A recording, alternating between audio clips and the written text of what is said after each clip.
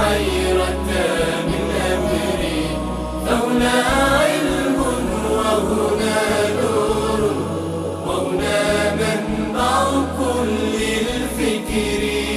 نهر من فقه يتجلى بعقيدة صدق في صدري، لبيك أتيتك في لهف بسؤالك يا أهل الذكر.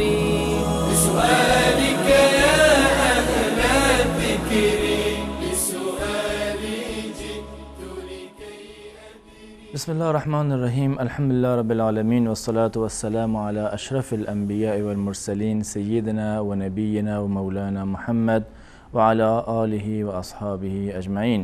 اللهم رب اشرح لي صدري ويسر لي أمري واحلل عقدة من لساني يفقه قولي. با یاد و نام الله متعال برنامه امروز را آغاز میکنیم. عرض سلام و خسته نباشید داریم خدمت یک و یک شما بینندگان عزیز. در خدمت شما بزرگواران هستیم با برنامه پرسش و پاسخ که کارشناس محترم برنامه در این قسمت جناب مولانا عبدالقدوس دهقان هستند. خدمت ایشان نیز عرض سلام و خسته نباشید داریم. بنده خدمت جناب عالی و تمامی بینندگان عزیز و ارجمند عرض ادب و سلام و وقت بخیر دارم. السلام علیکم و رحمت الله و برکاته و در خدمت شما انشاءالله خواهم بود. خواهش میکنم. بینندگان عزیز، طبق روال معمول از سوالایی که از طریق SMS فرستادیم برنامه را آغاز میکنیم. بیننده اول پرسیدن که اصلاح ابرو چه حکمی دارد؟ بسم الله الرحمن الرحیم و به نستعین و صلی الله علی نبینا محمد و علی آله و صحبه اجمعین. در مورد شکل دادن ابرو روایاتی از رسول الله صلی الله علیه و سلم که ایشان زنانی را که ابروهایشان را شکل میدهند و مدل خاصی در می آورند، رسول الله صلی الله علیه و سلم چنین افراد را نفرین فرمودند. لعن الله النامسة والمتنمسة، که زنانی که مو میگیرند و کسانی که موی ابروشون گرفته می شود، شکل داده می شود، توسط رسول الله صلی الله علیه و سلم نفرین شدند. بدین خاطر چنین عملی ناجایز و حرام هست.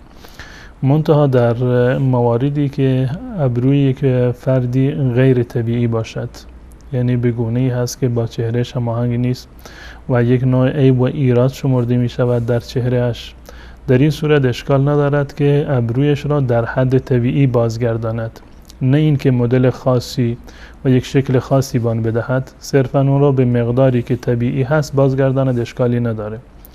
و اگر ابروی فردی به هم چسبیده باشد، در وسط دو ابرویش فاصله نباشد، هیچ اشکال ندارد. می تواند که بالای بینی و وسط دو ابرویش را بگیرد و وسط دو ابرو جزء ابرو شمرده نمی شود. ابرو به مویی گفته می شود که بالای چشم باشد، در وسط دو چشم و در بالای ابرو، بالای بینی این قسمت جزء ابرو نیست. اگر که کسی ابروهاش به هم چسبیده باشد هیچ اشکال ندارد، می تواند که وسط ابرویش را بگیرد. این مورد دوم. مورد سوم، فرض کنیم که یک خانومی قبلا ابرویش را میگرفته یا میتراشیده و به خاطر این ابرویش یه مقدار از جای طبیعی تجاوز کرده، فراتر رفته و الان بگونه‌ای هست که پهن شده و خیلی زشت می شود. در این صورت هم گرفتن ابرو بدین معنی که مرتب کردنش، نه شکل دادنش، نه یک مدل خاصی در آوردنش، فقط به اندازه طبیعی بازگرداندنش، در این صورت اشکال شرعی ندارد و جایز هست. اما در غیر این صورت برای دنبال کردن یک مدل خاص و یک طرح خاصی، این جزء مواردی هست که رسول الله صلی الله علیه و سلم از آن منع فرمودند. جزاکم الله خیر. بیننده بعدی پرسیدن که اگر کسی خواهر همسر خود را با شهوت ببوسد یا رابطه جنسی برقرار کند، آیا همسرش که در نکاح دارد طلاق می شود یا خیر؟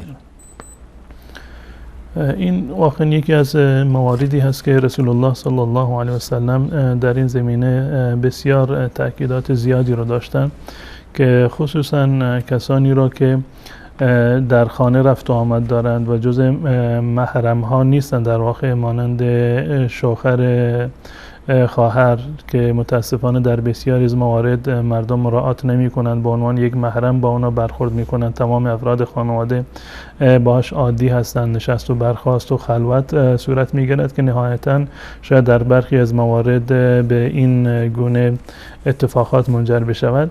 اصل بر این است که انسان از همان ابتدا باید موارد شرعی رو، بحث محرم و نامحرم رو و عدم خلوت را که خلوت جایز نیست با شوهر خواهر و این موارد رو باید مراعات بکند تا اینکه چنین اتفاقی در واقع نیفتد و جلوگیری بشود.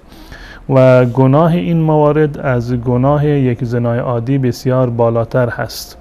گناهی که با افرادی انجام میگیرد که جزء همسایگان هستند یا جزء افراد خانواده هستند یا جزء کسانی هستند که به شما اعتماد کردند. این گناه چنین عملی فراتر از گناهی هست که با یک فرد اجنبی و بیگانه انجام بشود.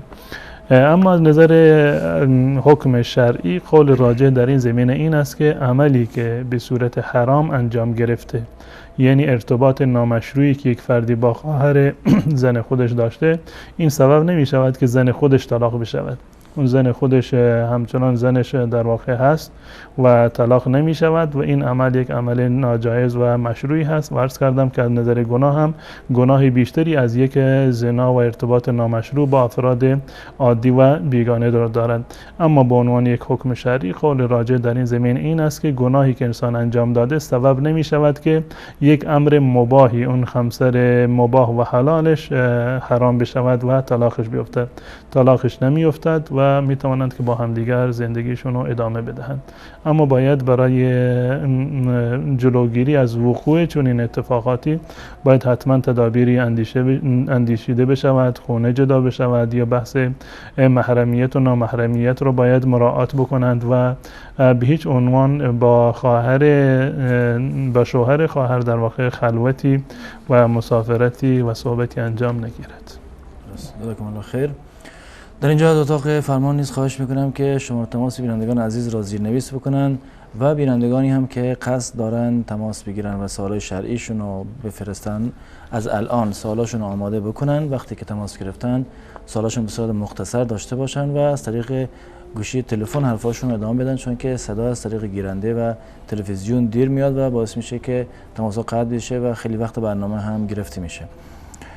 جناب مولانا بیننده بعدی پرسیدن که آیا خانومی که بعد از نزدیکی در حالت جنابت است میتواند به بچه خود شیر دهد؟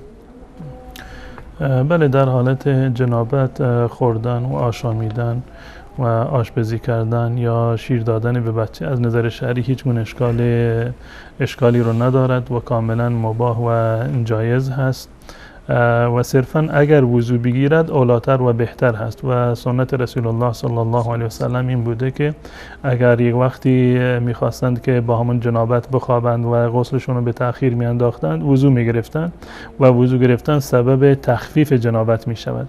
اما بالفرض اگر خانمی اصلا وضو نگرفت، با همان حالت جنابت رفت آشپزی کرد یا کارهای خونه رو انجام داد یا بچه و کودک شیرخوارش را شیر داد، هیچ گونه کراهتی و هیچ گونه ممنوعیت شرعی در این زمینه وجود ندارد.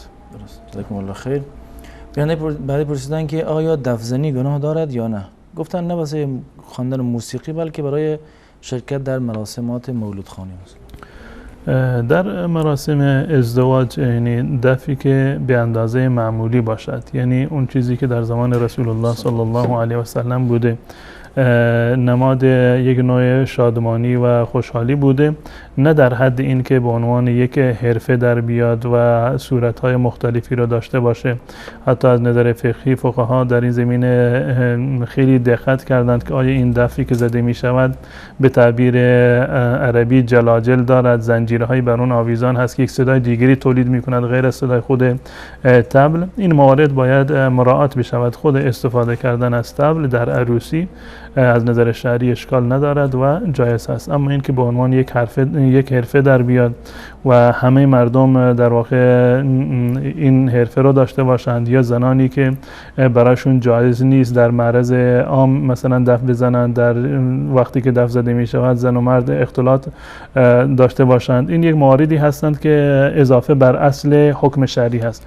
اصل حکم شرعیش این است که در زمان رسول الله صلی الله علیه و سلم کنیزکانی یا دخترهای کوچکی دف می‌زدند به عنوان شادمانی.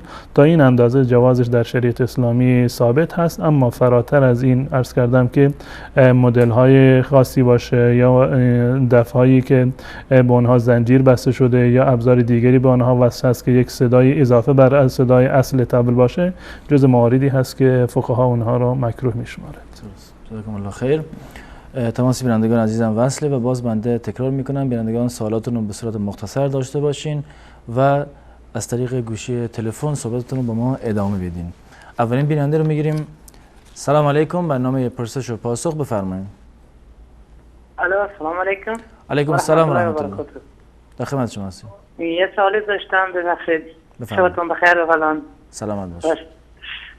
استاد محترم را با خوش آمدید میگم. یک دو تا سوال داشتم. یکم سوال این است که وقتی ما در رکعت سوم امام رو در میابیم متوجه هستی؟ بله در رکعت سوم امام رو رکعت سوم امام رو در میابیم التحیات دوم رکعت رو نخوانده ایم. وقتی که سلام دادن به دو رکعت رو میخونیم باید ما همینطور میخونیم که در چه نمازی؟ در نماز مغرب دیگه درسته؟ یا نه نمازهای 4 رکعتی؟ در همه فردها. بله بله. بله بله. در نمازهای 4 رکعتی. بعد در رکعت یکم اولا التحیات میشینیم، بعدا خسته دومی رکعت رو خونده در آخر سلام میدهیم. آیا این درست است؟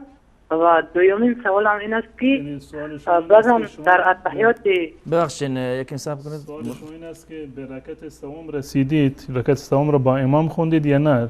رکعت سوم نرسیدید، فقط رکعت چهارم رسیدید؟ نه رکعت سوم رو رسیدم. بله. امام یعنی 2 رکعت قبلا خونده بوده، شما رکعت سوم رسیدید.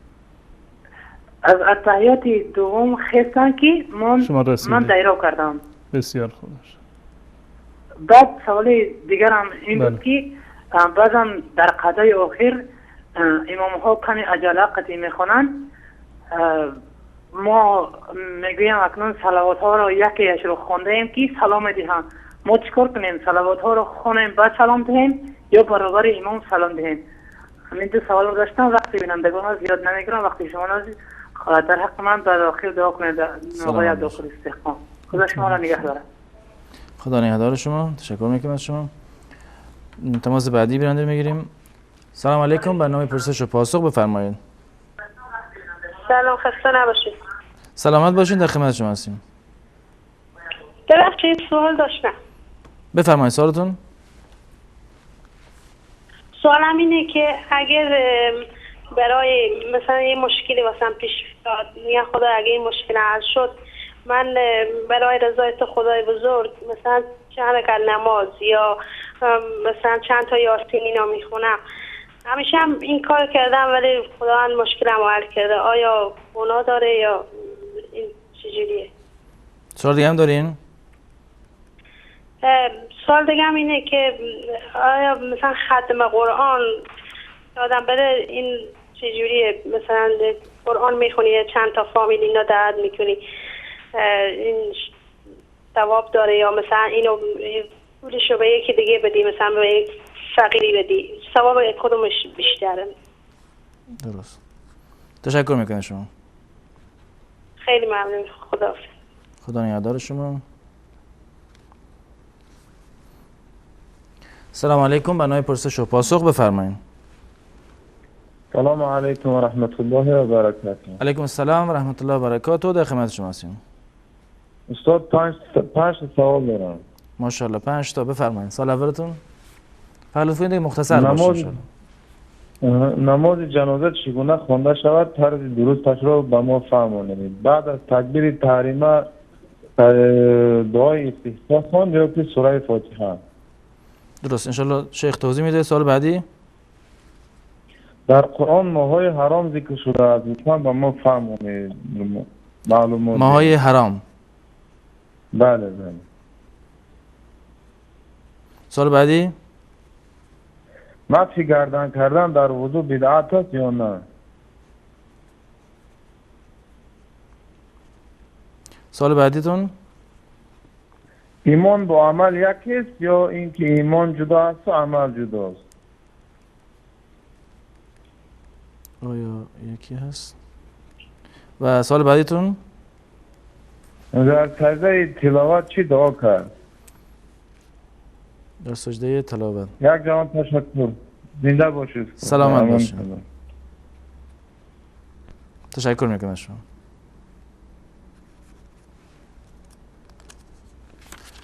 تماس بعدی رو بیانه میگیریم. سلام علیکم، برنامه پرسش و پاسخ بفرمایید. الو سلام، خواستم بفرمایید. علیکم السلام، در خدمت شما هست. بحث میشه به برنامه الان. یه سوال شهری داشتم. بفرمایید. از طریق گوشی تلفن فقط حرفاتون ادامه بدید.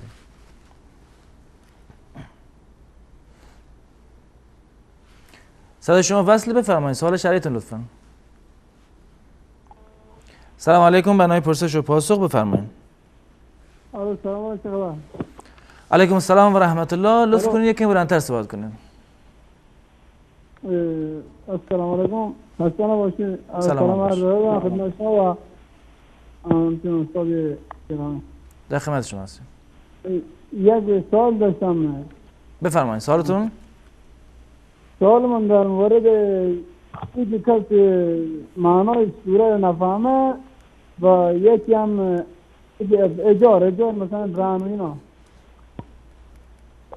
اجار زمین ها؟ نه اجار خونه، مثلا اجار رهن خونه. اجار رهن خونه. رهن میکنه. یک سوال هم در مورد این که مثلا سواد نداشته باشه، مثلا معنای سوره یکی هم مثلا رهن خانه چی حکمی داره؟ درسته؟ منظورتون اینه دیگه؟ بله بله درست. تشکر میکنم از شما. یا سود میشه یا نمیشه؟ درست. خدا نگهدار شما. تشکر میکنم از شما. تماس بعدی بیننده بگیریم. سلام علیکم، برنامه پرسش و پاسخ بفرمایید. بله سلام علیکم. علیکم السلام و رحمت الله، در خدمت شما هستیم. سلامت باشین، زنده باشین. یک سوال داشتم. سلامت باشین. بفرمایید. در مورد یعنی رنگ کردن موی سر زن، در مورد گناه داره نداره؟ رنگ کردن موی سر زن. سوال دیگه هم دارین؟ یک سوال دیگه هم این موهای زاید صورت مرد برداشتنش یا نخ کردنش گفتن جایز است؟ درست. تشکر میکنم شما. نباشین. ممنون. سلامت باشین. سلام علیکم، برنامه پرسش و پاسخ بفرمایید. سلام علیکم. علیکم السلام و رحمت الله، در خدمت شما هستیم. سوال داشتم حضرت. بفرمایید سوال شهریتون. خواندن قرآن در رمضان و غیر رمضان یکسان است یا خیر؟ سوال دیگه هم دارین؟ نه، رحمت شما. سلامت باشین. تماس بعدی رو بگیریم. سلام علیکم، برنامه پرسش و پاسخ بفرمایید. سلام خواستم. سلامت باشین، در خدمت شما هستیم. سلامت باشین. میگم از افغانستان حرکت میکنم تو ایران میام. ببخشید یکی بلندتر صحبت کنید. میگم من از افغانستان تو ایران میامدم، بعد یک قانون آمد که جلوی من گفت نره به ایران. متوجه نشدم. یعنی سوالتون چی الان بپرسین؟ مثل طرف ایران که حرکت میکنم قانون مثلا سفاره آورد جلوی من که ایران نره. درست. بعد من قرآن شریف زیارت کردم ساختم در پیش یک عالمی قانون کو 5 طرف بیتی مشکلی نداره. بعد بیا من قانون از دنیا برم مرده. شیخ متوجه شدین؟ من متوجه نشدم متاسفانه.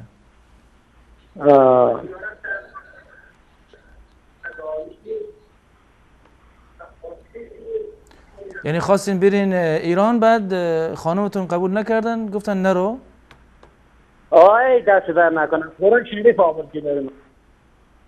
حالا متوجه نشدم شیخ. یعنی من شما بی زحمت سوالتون، یعنی که سوال شرعیتون در این قضیه چی هست برای ما مشخص بکنید بهتره برادر گرامی، چون من متوجه نشدم متاسفانه. سلام علیکم و رحمت الله. علیکم السلام و رحمت الله. در خدمت شما هستیم. یک دو سوال داریم برادر. بفرمایید. سوال اولتون؟ سوال اول که در پیرزن یا پیرمردی مسجد خدمت کردن اجر دارد یا نه؟ بر چه کاری؟ پیرمرد یا پیرزنی مسیح از کم مسیح خدمت کردن، ماشین سوار ماشین بردن کجا آوردن، اجر دارد یا ندارد؟ سوال بعدیتون؟ سوال بعدی با پول هروئین یا پول خمیزی و مسجد سوختن در اون مسجد نماز خواندن جایز است یا نه؟ درست. سوال دیگه دارین؟ سوال یک تشکر میکنم شما.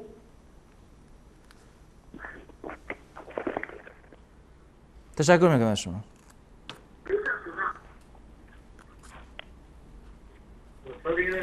سلام علیکم، بفرمایید.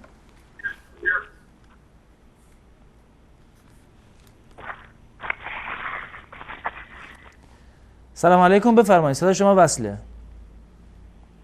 علیکم السلام و رحمت الله. در خدمت شما هستیم.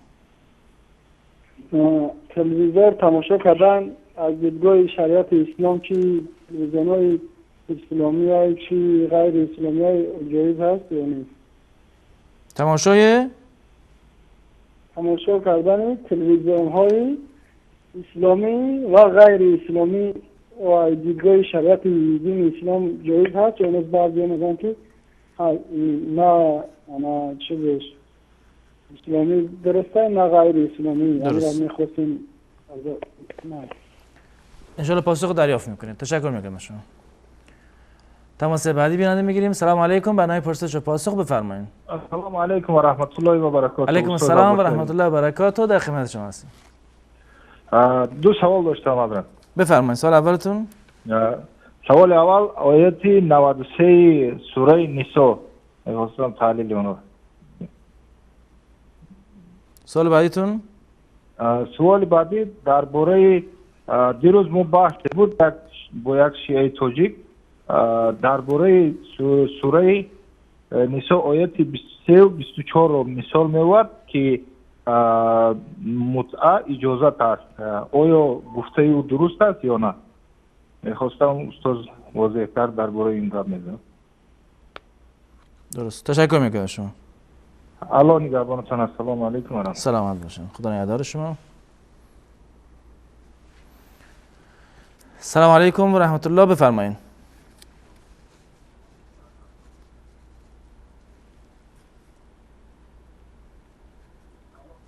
سلام علیکم، برنامه پرسش و پاسخ بفرمایید. و علیکم السلام و رحمت الله و برکاته. بیادر ببخشید من چنین برنامه امروز از پاسخ و چیز هستم. من میخواستم یک سوالی بکنم، نمیشه یک برنامه درباره این مسلمانای برما را هم چی بکنن، نشر بکنن که مردم ببینن؟ انشالله. انشالله. خیلی ممنون. ما مستند در این زمینه درست کردیم ولی مال چند سال قبله یعنی. انشالله. خیلی ممنون. تشکر میکنم. سلامت باشین. تشکر میکنم شما. تماس بعدی بیننده میگیریم. سلام علیکم، برنامه پرسش و پاسخ بفرمایید.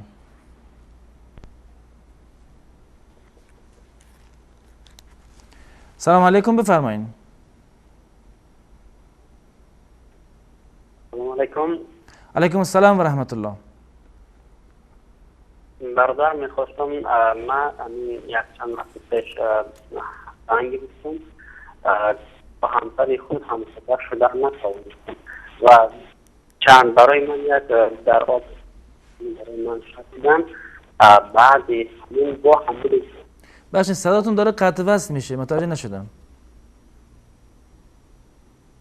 برادر میخواستم بفهمم چند وقت پیش زنگ متاسفانه صداتون داره قطع و وصل میشه برادر گرامی. تماستون ظاهرا مشکل داره.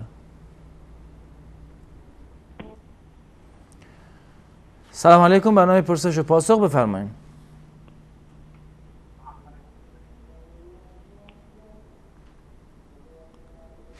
من از بینندگان باز خواهش میکنم که سوالاشون آماده داشته باشن، وقت تماسشون هم وصل شد منتظر نباشن صداشون از تلویزیون بشنون، چون که صدا دیرتر میاد و این باعث میشه که خیلی وقت برنامه گرفته بشه.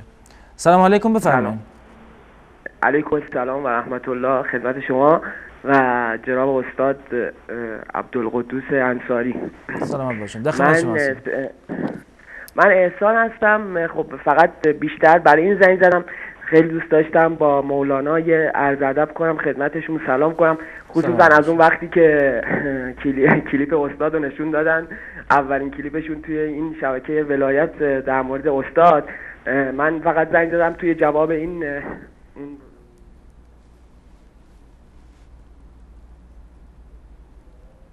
بفرمایید. سلام علیکم، برنامه پرسش و پاسخ بفرمایید.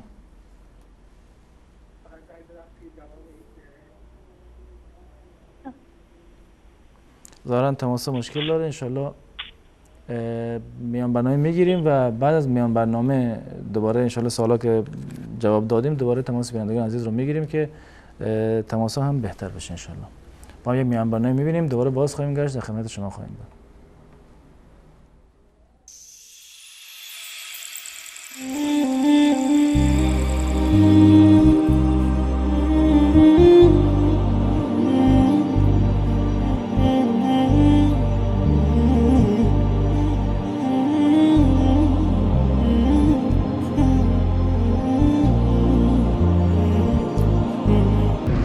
نور في الظلمات أنسي في خلواتي يا سعدي وهنائي القرآن حياتي. و گناهکارانی که توبه کنند و ایمان بیاورند و کار شایسته انجام دهند، الله بدیهایشان را به نیکی تبدیل می کند و الله بسیار آمرزنده و مهربان است. و هر کس توبه کند و کار شایسته انجام دهد، پس همانا او به سوی الله باز می گردد. نور في الظلمات أنسي في خلوات. أشهد أن محمدا رسول الله. الله أكبر الله أكبر. أشهد أن لا إله إلا الله وأشهد أن محمدا رسول الله. ما شاء الله. الله أكبر. أشهد أن لا إله إلا الله وأشهد أن محمدا رسول الله وأشهد أن عليا عبد الله. الله أكبر الله أكبر.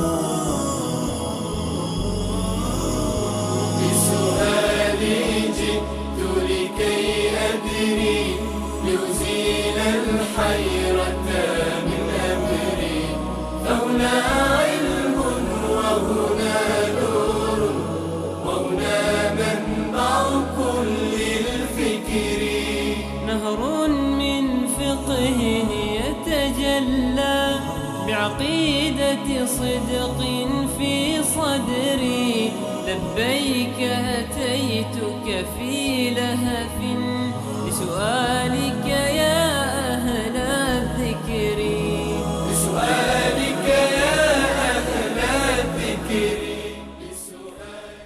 عرض سلام و خسته نباشید مجدد دارم خدمت شما بینندگان عزیز.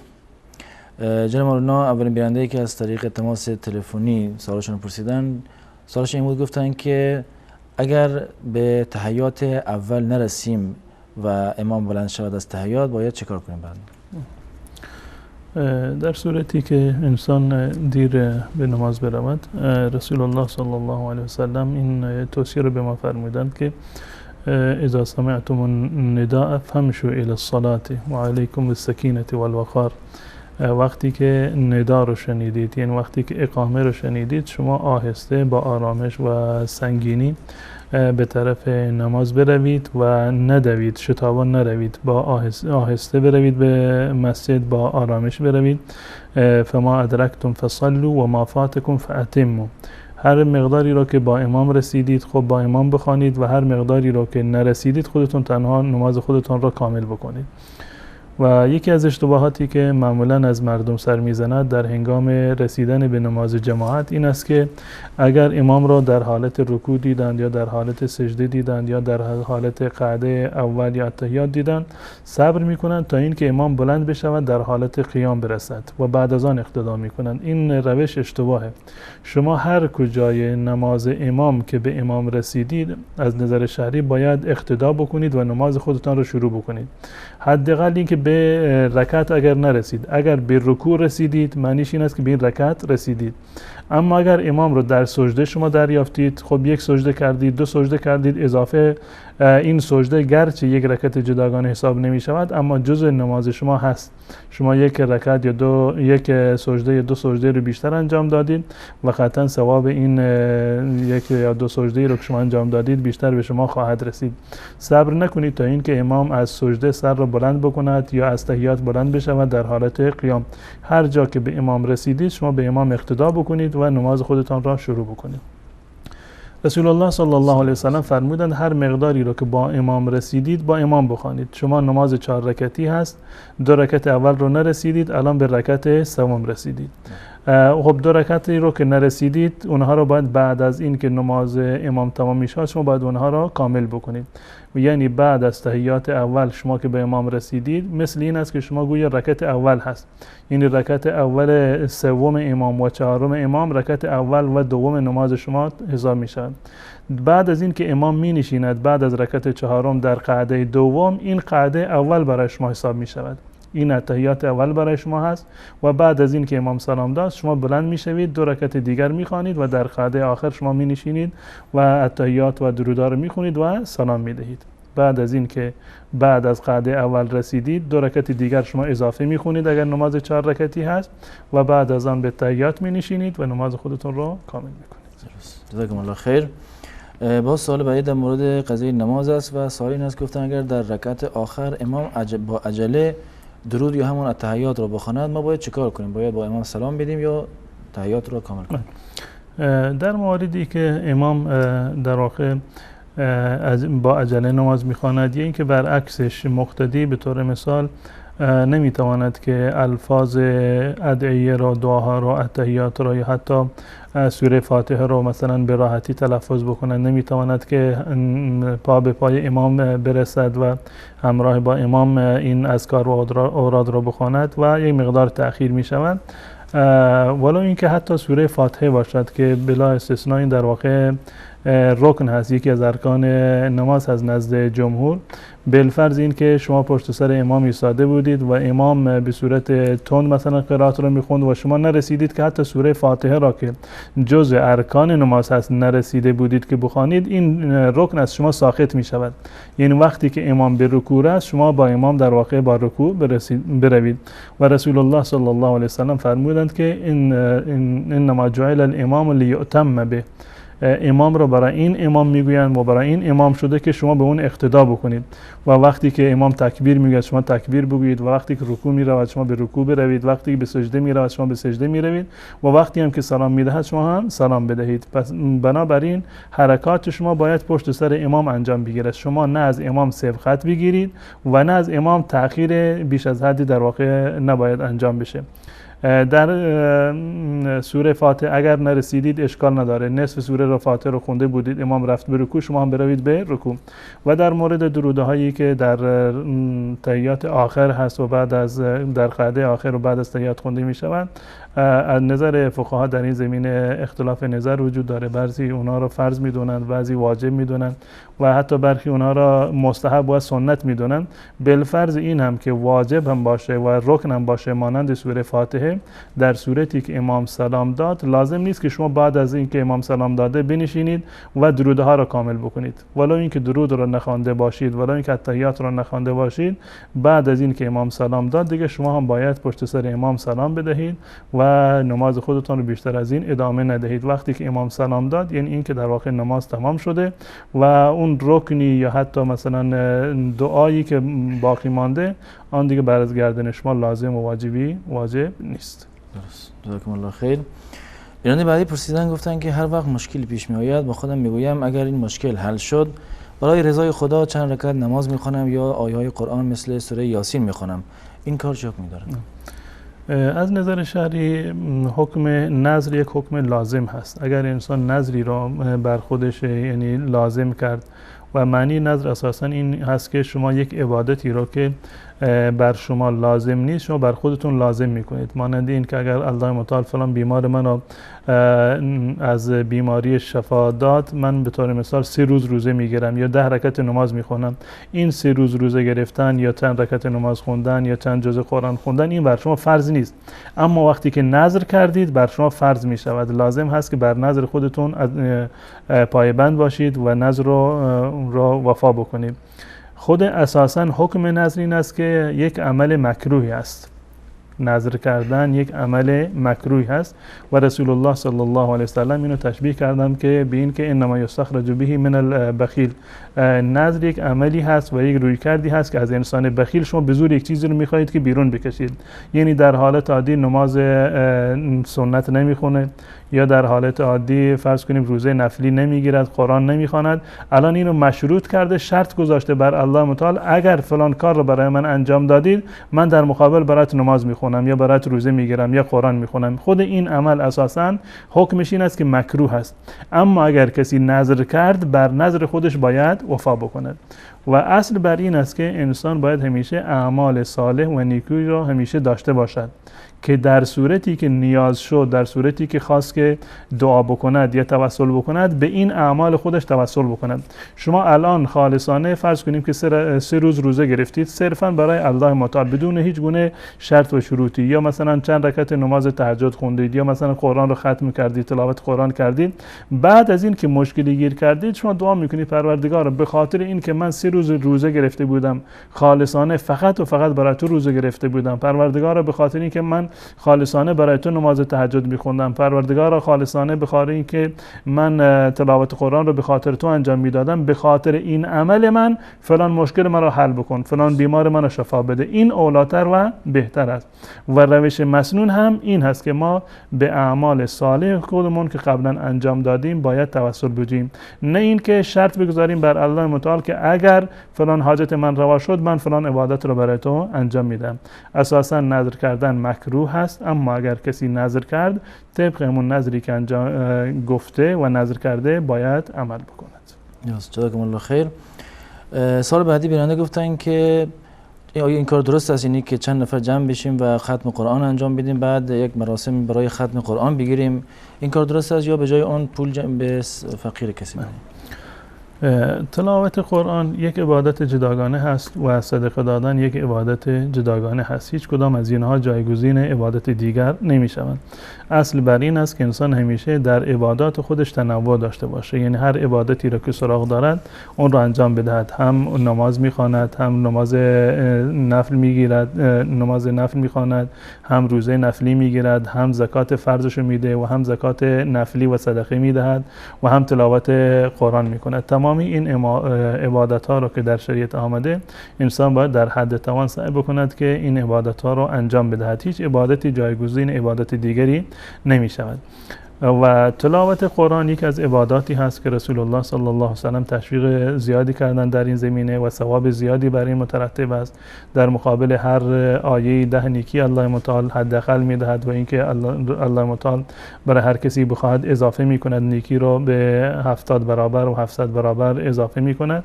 این ثواب بسیار بزرگی رو در واقع دارد و انسان باید سعی بکند که همیشه قرآن کریم رو حداقل یک جزء را یا یک حزب و یک قسمتی رو مشخص بکند که روزانه با قرآن کریم در ارتباط باشد و قرآن را تلاوت بکند. اما این که چند نفر جمع میشوند یک جا و قرآن را ختم میکنند، این ختم قرآن برای همهشون حساب نمی شود و هر کسی به اندازه‌ای که خوانده به اون ثواب میرسد. به همهشون ثواب ختم قرآن نمیرسد.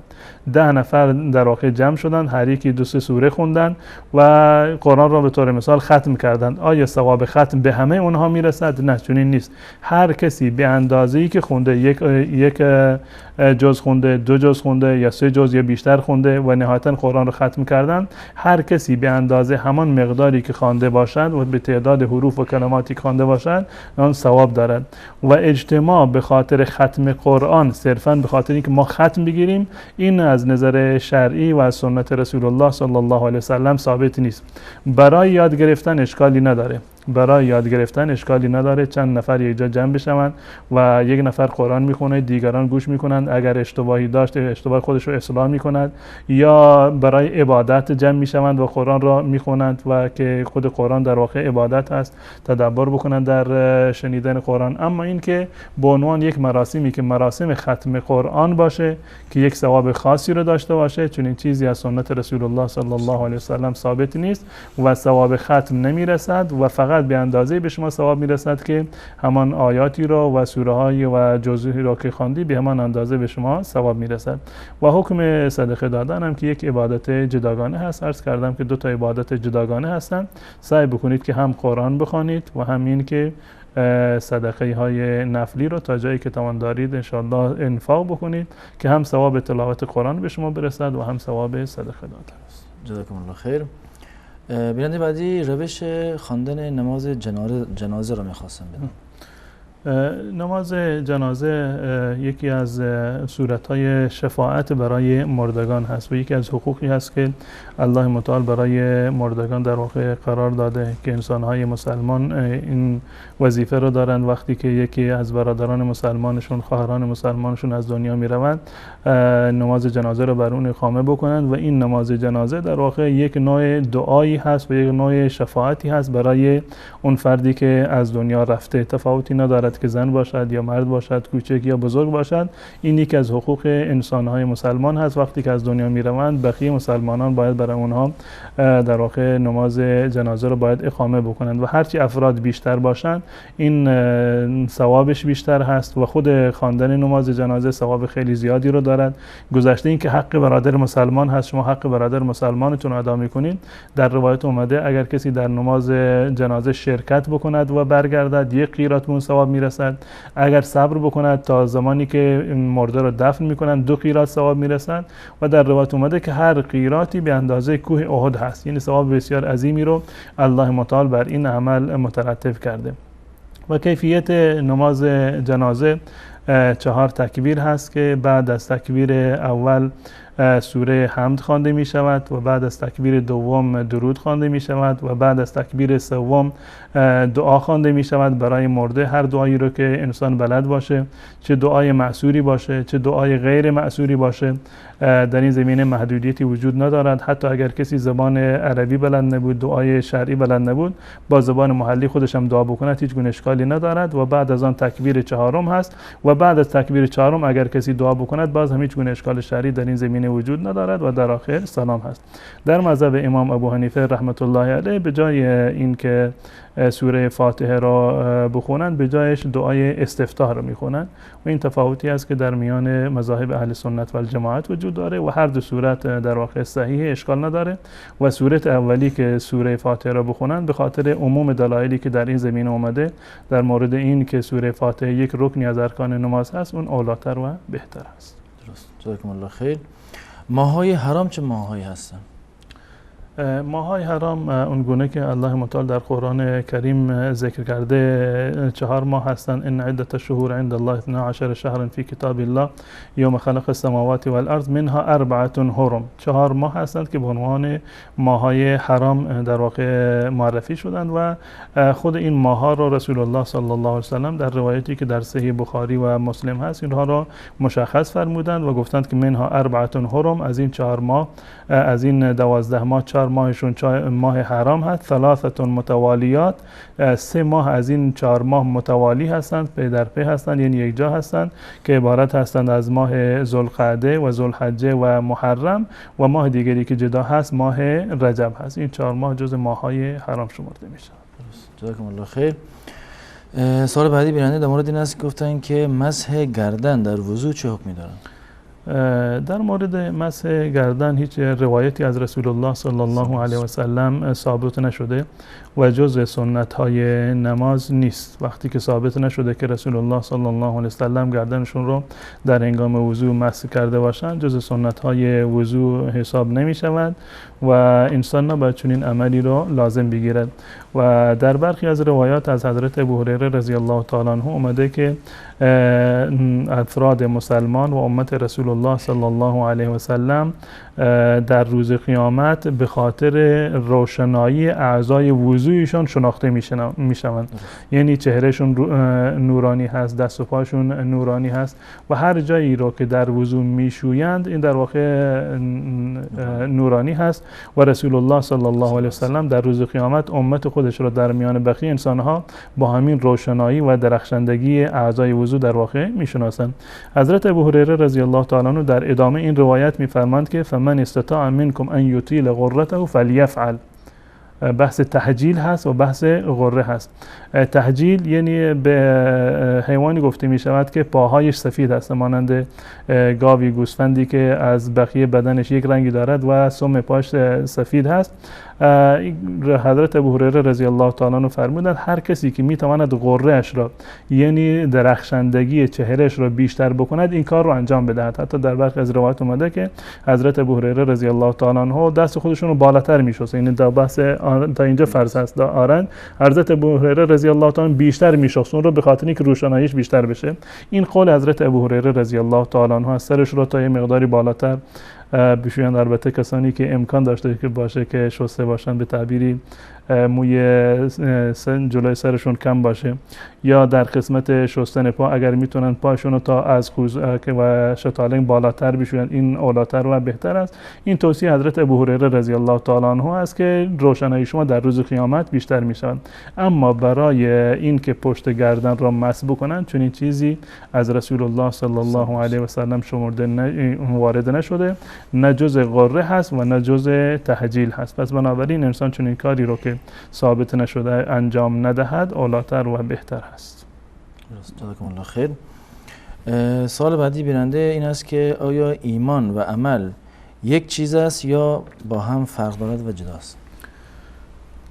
ایمان و عمل به صورت کلی بگیم یک چیز هست، یک چیز نیستند. بحث ایمان یک بحث جداگانه هست و بحث عمل یک چیز بحث جداگانه هست. اما در اینجا مبحثی که در میان متکلمین روش بحث دارند این است که آیا عمل جزو ایمان هست یا جزو ایمان نیست. آیا عمل جزو ایمان هست یا جزو ایمان نیست. در تعریف ایمان داخل هست یا داخل نیست. برخی از علما معتقد هستند که ایمان قول به اعتقاد بالجنان و قول باللسان، یعنی این که انسان در قلب معتقد به وحدانیت الله متعال باشد و بر زبان اقرار بکند. تعریف ایمان را در این اندازه در واقع تعریف کردند.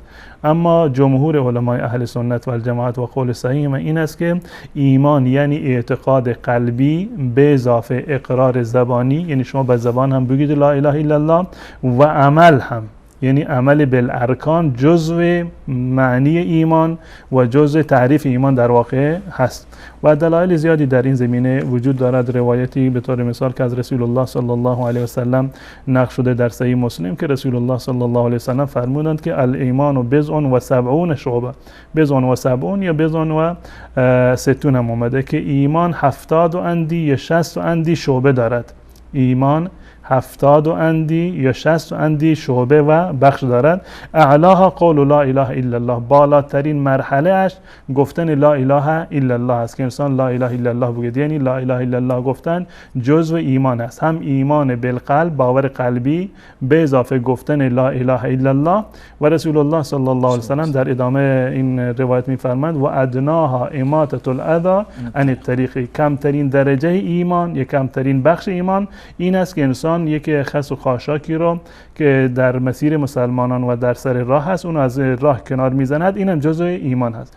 در این تعبیر رسول الله صلی الله علیه و سلم صراحتا اومده که عمل جزء ایمان هست، زیرا که در روایت فرمودند که الایمان بضع و 70 شعبه، ایمان 70 اندی شعبه و بخش است. بالاترینش گفتن لا اله الا الله و کمترین درجهش و کمترین بخشش این است که انسان در مسیری که میرود حتی با پای خودش که سنگی را، خس و خاشاکی را از راه کنار میزند، اینم جزء ایمان هست. قول جمهور اهل سنت و الجماعت در این زمینه این است که ایمان جزء عمل هست و جزء تعریف عمل در واقع شمرده می شود. این دلیل هست و دلایل دیگری از آیات قرآن و احادیث رسول الله صلی الله علیه و سلم فراوان هست. جزاکم الله خیر. سوال بعدی در مورد این است که در سجده تلاوت چه دعاهایی باید خوانده شود؟ سجده تلاوت مثل بقیه سجده ها هست، مثل سجده نماز که انجام میگیرد، سجده اصلی نماز یا سجده سهوی که انجام میگیرد. در همه سجده ها این از رسول الله صلی الله علیه وسلم که ثابت شده همون سبحان ربی الاعلا وارد شده، یعنی هیچ اشکالی نداره شما در تمام سجده ها همین سبحان ربی الاعلا را بگویید، هیچ اشکال نداره و نمازتون و سجده تلاوت یا سجده سهوتون کاملا درسته.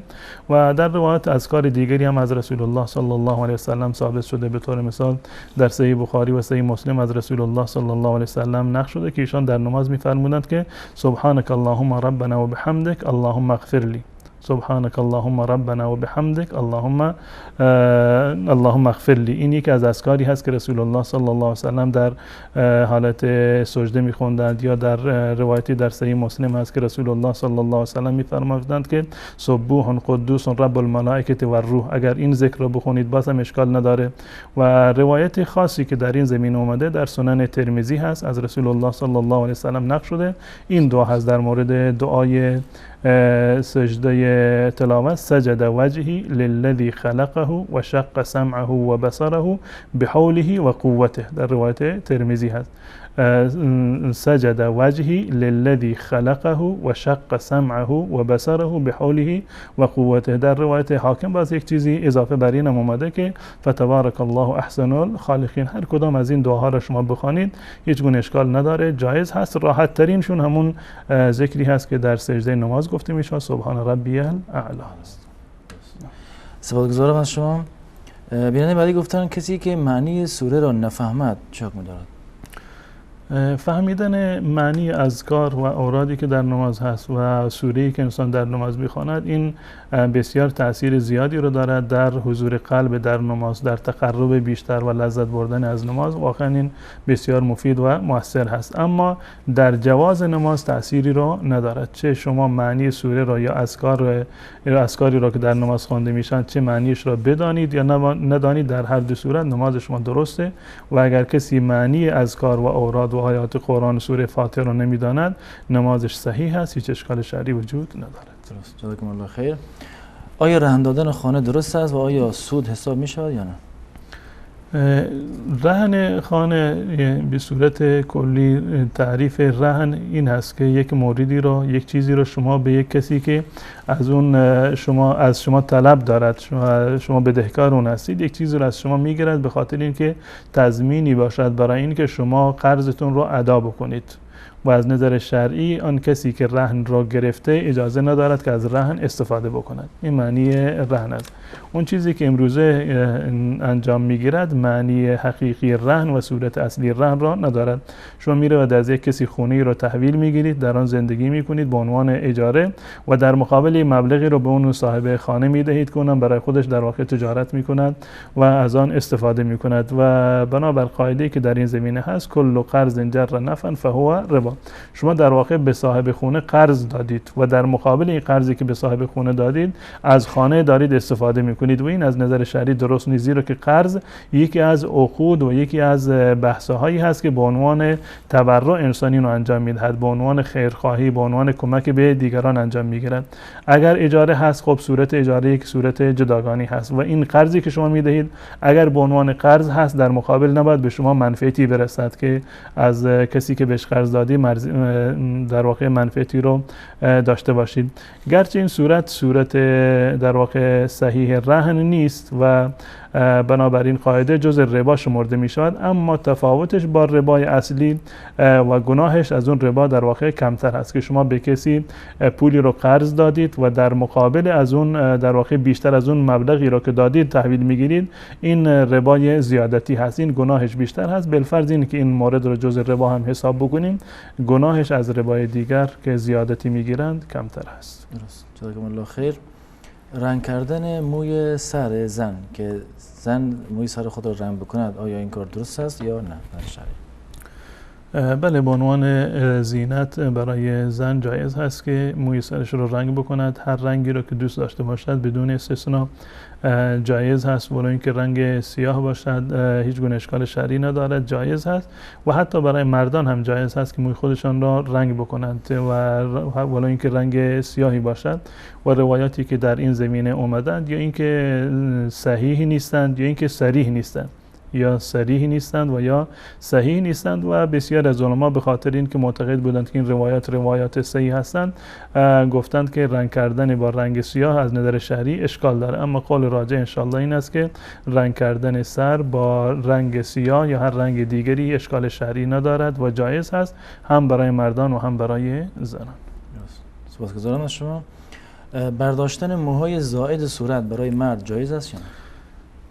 از نظر شرعی موی زاید صورت، اگر منظورشون موی هست که روی رخسار و روی گونه هست، بالفرض روی پیشانی یک انسانی موی اضافی باشه، در میان دو تا ابرویش موی باشه میخواد اینا رو بگیرد، بله هیچ گونه اشکال شرعی در این زمینه وجود ندارد. و مویی که روی رخسار و گونه ها هست اساسا جز لحیه و جز معنی ریش حساب نمی شود و گرفتنش هم اشکال شرعی ندارد.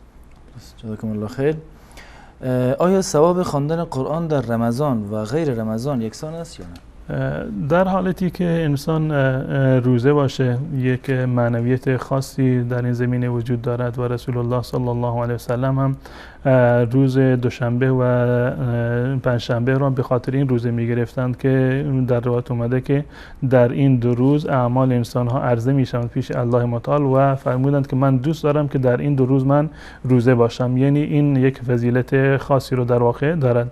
اما به معنی این که عبادت در ماه مبارک رمضان به طور مثال نماز یا تلاوت قرآن ثوابی بیشتر از ایام عادی رو داشته باشند، چون این چیزی در روایات صحیح از رسول الله صلی الله علیه وسلم ثابت نشده و روایاتی که در این زمینه وارد شده که ثواب عمل چندین برابر یا 70 برابر می شود، یا نماز نفل را یا عبادت نفلی را الله متعال به صورت عبادت فرضی قبول می کند، در این زمینه روایت صحیح وجود ندارد و این روایات ضعیف هستند.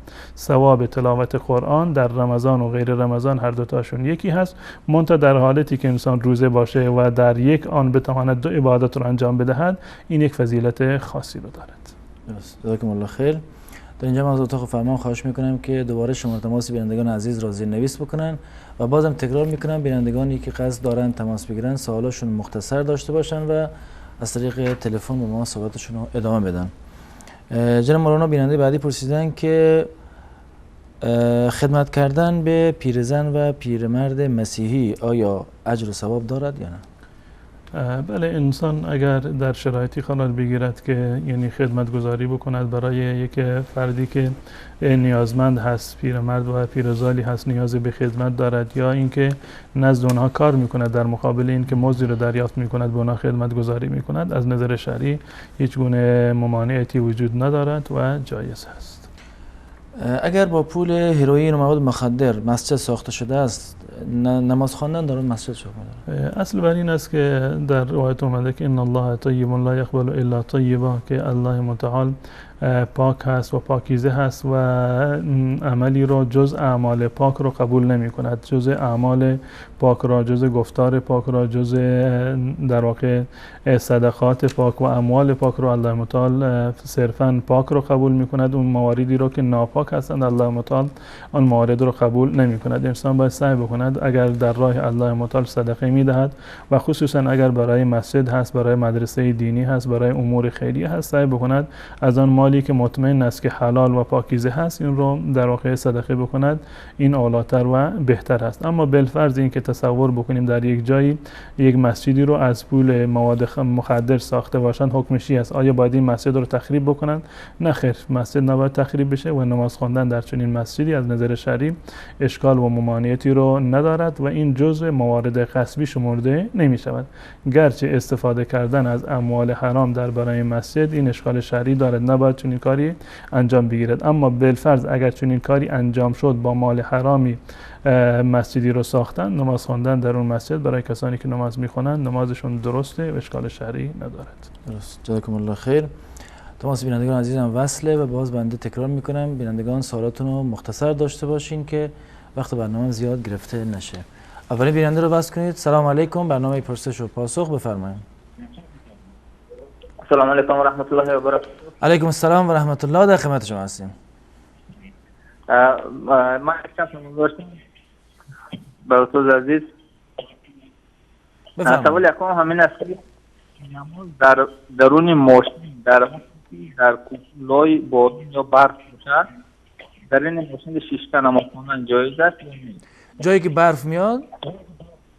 برف یا باران است کوچکتر است. درست، یعنی برف باران اومده داخل ماشین نماز بخونه، درست یا نه؟ درسته. کوچه در جای نماز اصلا کوچه در خوندن امکانی ندارد، کوچه تر است. درست. سوال بعدیتون؟ نماز عید، سوال دوم که نماز عید و نماز جنازه برای اذان ندارد. به چه صورت؟ اذان ندارد، اذان نمیگه. چرا نماز عید و جنازه اذان ندارد؟ تشکر میکنم از شما. سوال دیگر دارم. بفرمایید. اقتدار بر مأموم جایزه یا نه؟ اقتدا به مأموم؟ جایزه یا نه؟ یعنی کسی که قبلا یک امامی داشته، حالا امام سلام داده خودش داره تنهایی نماز میخونه، تو به اون شخص اقتدا کنی؟ اقتدا کردن برای جایزه یا نه؟ یعنی درسته به توضیح من؟ یعنی منظورتون همینه؟ نه همینه. سوال دیگه درست. بفرمایید. من در ماشین میرفتم، من ماشین میراندم، من قاعده های مقدر من خطا نکردم. باشین صداتون دوباره بپرسین. متوجه نشدم، دوباره بپرسین.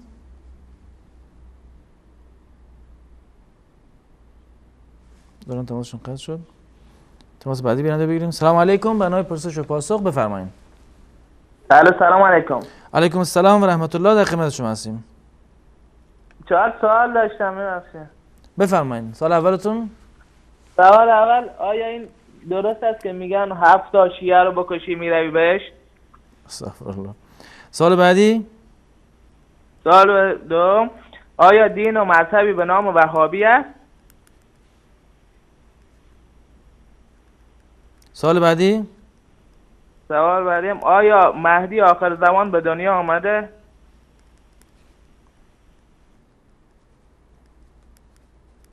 سوال بعدیتون؟ دارن سوال تموم شد. سلام علیکم و رحمت الله. علیکم السلام و رحمت الله، برنامه پرسش و پاسخ، بفرمایید. من 2 سوال داشتم برادر جان. بفرمایید. سوال یکم، زنی که به مثل ماهانه دائما آب می رود، نماز طهارت کردن نمیتواند، مقصد طهارتش میشکنه دویم. دوباره بپرسین. ببخشید ابتدای سوال متوجه نشدم. زنی که آب می رود، مثل که ماهانه دارد. آب می رود؟ نماز خواندن. بله. آب می رود چیه؟ یعنی به چه صورت آب می رود؟ مثل اینه که ماهانه هر ماه میشود تصل میشود. منظورتون یعنی عادت ماهیانه است؟ یا ده مثل حالت ماهیانه آب میرود. نماز خواندن هم میتواند. چگونه میتواند عبادت کند؟ درست. سوال دوم این که آیا بغیر از همین کره زمین در دیگر سیاره ها مثلا سوال شده است که هست یگان مثل انسان ها یگان آفریدگی خداوند جان داشتگی. درست. سوالی سوم اگر که بیمار در بیمارخانه خواب است 3 هفته به نماز جمعه رفتن نمیتواند. حکم این چی است؟ درست. تشکر میکنم از شما. سلام علیکم. سلام و رحمت الله و برکاته. تماس بعدی بیننده بگیریم. سلام علیکم. برنامه پرسش و پاسخ بفرمایید. سلام علیکم و رحمت الله. علیکم السلام و رحمت الله. در خدمت شما هستیم. ضمن عرض سلام خدمت استاد عزیزم عبدالقدوس دهقان. یه سوالی از محضر شریف استاد عزیزم داشتم، اون این که شیخ الاسلام ابن تیمیه فی مسئله تعلیق الطلاق میگه که بسیاری از حنفیه و مالکیه شافعی را نعوذ بالله در نسبش و علمش اشکال وارد میکردن. فکثیر من الحنفیه والمالکیه طعنوا فی شافعی فی سوال نسبه. شرعی دارین بفرمایید. شما این سوال شبهه‌ای است، سوال شرعی نیست. برنامه پرسش و پاسخ دینی است که اگر سوالتون در زمینه شرعی هست، سوال فقهی هست بفرمایید. در غیر این سوال ان شاء الله ما تماس بعدی بیننده رو میگیریم. تماس بعدی بیننده بگیریم. سلام علیکم. برنامه پرسش و پاسخ بفرمایید. و علیکم سلام. چند تا سوال بفرمایید سوالتون. سوالم این است که بین اتاق ما 10 نفریم، نماز جماعت کسی مولا نیست که مثلا امامت کنه، یعنی نماز خواندن جایز هست، یعنی نیست کسی امام بشه. یعنی به صورت فردی نماز میخونین دیگه؟ بله. درست. سوال بعدیتون؟ سوال بعدیم این است که مثلا یا حضرت محمد یا حضرت عمر یا حضرت علی، یعنی این جایز است یا نه؟ درست. سوال آخریتون؟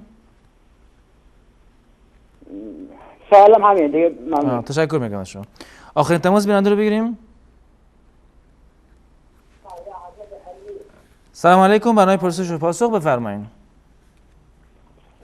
السلام علیکم و رحمت الله و برکاته. علیکم السلام و رحمت الله و برکاته. در خدمت شما هستیم. برادر عزیز بفرمایید سوالتون. در قرآن گوش میکنم. بچه‌ها صداتون قطع وصل میشه. دوباره بپرسید سوالتون.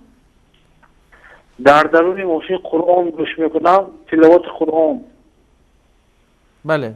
دیگر آدم‌ها شیده نگه گوش میکنم، جواب داده رفتن میگیرم و جایی دست گوش دادن به تلاوت قرآن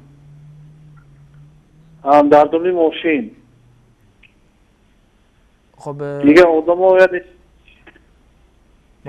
نشینه نگه یعنی آخر جملتون گوش دادن به تلاوت قرآن در ماشین دنبالش چیه؟ آدم میشینونم دوری ماشین و گوش نمیکنن تلاوت قرآن رو و گپ میزنن. درست. همون جایی میخونن و گپ زنن گناهکار نمیتونه آدم. درست. سوال دیگه هم دارین؟ سوال دیگر هم این که یعنی در مکه و مدینه همین وقتی نمازگذاری هاشون و ملیسه هاشون نماز نمیخونن، راست میستن در هم پیشی و این چه خیلی میشد این نفهمیدم. وقت نماز چه کار میکنن؟ وقتی نماز نماز نمیخونن، وقتی که پیشی ما برو میستن دیتوی وای. یعنی بیرون میان نماز نمیخونن منظورتونه؟ پلیسوی مکه هستن. پلیسا نماز نمیخونن، وقتی نماز فرض راست میستن همینجا راست تگی اودم و همینم یک پاسخش نمیستید. درست. تشکر میکنم از شما. جزای خیر الله. سلامت باشین. تشکر میکنم از شما. بینندگان عزیز، در اینجا با هم یک میان برنامه میبینیم، دوباره باز خواهیم گشت، در خدمت شما عزیزان خواهیم بود. ورد زبانم نام محمد، آرام جانم نام محمد، آرام جانم نام محمد، ورد زبانم نام محمد، ورد زبانم خدا نام محمد، نام محمد، نام محمد. سوزد درونم از شوق رویش، فیض کلامم نام محمد، فیض کلامم خدا نام محمد، نام محمد، نام محمد. آرام جانم نام محمد، ورد زبانم نام محمد، ورد زبانم خدا نام محمد، نام محمد، نام محمد. تا هست جانم در دار فانی، هر لحظه خوانم نام محمد، هر لحظه خوانم خدا نام محمد، نام محمد، نام محمد. آرام جانم نام محمد، ورد زبانم نام محمد، ورد زبانم خدا نام محمد، نام محمد، نام محمد. در روز محشر از آتش آلود باشد امانم نام محمد، باشد امانم خدا نام محمد، نام محمد، نام محمد. آرام جانم نام محمد، ورد زبانم نام محمد، ورد زبانم خدا نام محمد، نام محمد، نام محمد. گذشته من عیش جهان را، عیش جهانم نام محمد، عیش جهانم خدا نام محمد، نام محمد، نام محمد. آرام جانم نام محمد، ورد زبانم نام محمد، ورد زبانم خدا نام محمد، نام محمد، نام محمد. آرام جانم نام محمد، ورد زبانم نام محمد، ورد زبانم خدا نام محمد، نام محمد نام محمد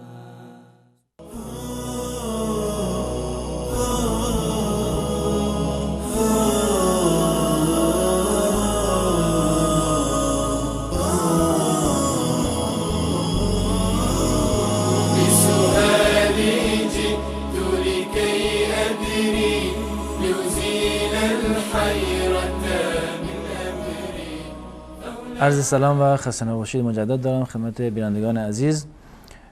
جناب مولانا بیننده پرسیدن که تماشای تلویزیون های اسلامی و غیر اسلامی چه حکمی دارن؟ در مورد تماشا کردن مطالبی یا برنامه هایی که ضرر و زیانی به دین و عقیده انسان داره و یک گونه فحشا و بی‌بندوباری رو یا عقاید غیر اسلامی رو ترویج میدهد، مشاهده کردن چنین موارد از نظر شرعی جایز نیست و این که انسان خودش را یا فرزندانش را در معرض شبهات غیر مسلمانان قرار بدهد یا در معرض تأثیر از افکار غیر اسلامی قرار بدهد، این از نظر شرعی جایز نیست و انسان باید سعی بکند که همیشه برای خانواده خودش و برای زیردستان خودش فضایی رو که تشویق کننده باشه، انگیزه دهنده باشه برای ایمان و برای پایبندی به دین اسلام، باید چنین فضایی رو برای خانواده مهیا بکند و برنامه هایی که در عقیده اسلامی و در دین اسلامی و در ثوابت دین اسلام طعن و تشکیک وارد می کنند، از نظر شرعی انسان باید از مشاهده کردن چنین فیلم ها و برنامه هایی باید تا جایی که ممکن هست پرهیز بکنند. جزاکم الله خیر.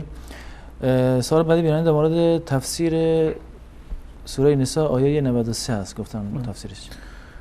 در سوره نساء و خصوصا در آیه 93 الله متعال در مورد قتل عمد مطلبی رو بیان فرمودند: و من یقتل مؤمنا متعمدا فجزاؤه جهنم خالدا فيها و غضب الله علیه و لعنه و اعد له عذابا عظیما، که هر کسی که یک مؤمن و مسلمانی رو عمدن بکشد، مرتکب قتل عمدی بشود، الله پاداشش رو و سزایش رو الله متعال جهنم قرار داده و اضافه بر اون الله متعال بر اون خشمگین شده و الله متعال اون رو مورد لعن و نفرین خودش قرار داده و عذاب بسیار بزرگی رو الله متعال برای اون در روز قیامت فراهم کرده.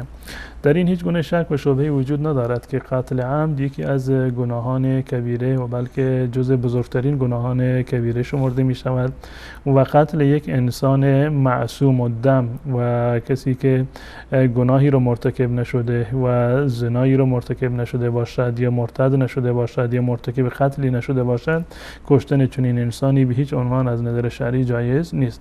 هم کشتن انسانی دیگر از نظر شرعی حرام هست و هم خودکشی از نظر شرعی حرام هست و هیچ انسانی چنین اجازه رو در واقع ندارد.